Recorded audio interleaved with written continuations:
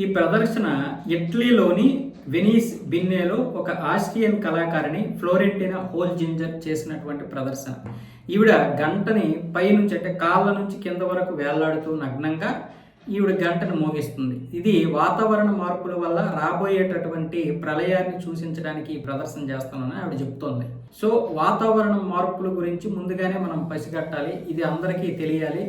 వాతావరణాన్ని మనకు అనుకూలంగా మార్చుకోవాలి. ఈ వాతావరణంలో ఎందుకు మార్పులు ఇలా వస్తున్నాయో మానవాళందరూ తెలుసుకోవాలి. ఈ కాలుష్యానికి సంబంధించినటువంటి అందరూ కూడా క్రమశిక్షణ పాటించాలి. కాలుష్యం ఎక్కువగా జరగకుండా చూసుకోవాలి. మానవాళి మొత్తం వాతావరణాన్ని పూర్తిగా నాశనం చేసేసింది కాబట్టి రేపు రాబోయేటటువంటి ప్రళయాన్ని కూడా మనమే భరించాల్సి ఉంటుంది. అప్పుడు మానవాళి నాశనం అయిపోద్ది కాబట్టి, కకావికలం అయిపోద్ది కాబట్టి ఇప్పటి నుంచే జాగ్రత్త పడాలి అనే ఉద్దేశంతో ఈ ప్రదర్శన చేస్తుంది ఆవిడ.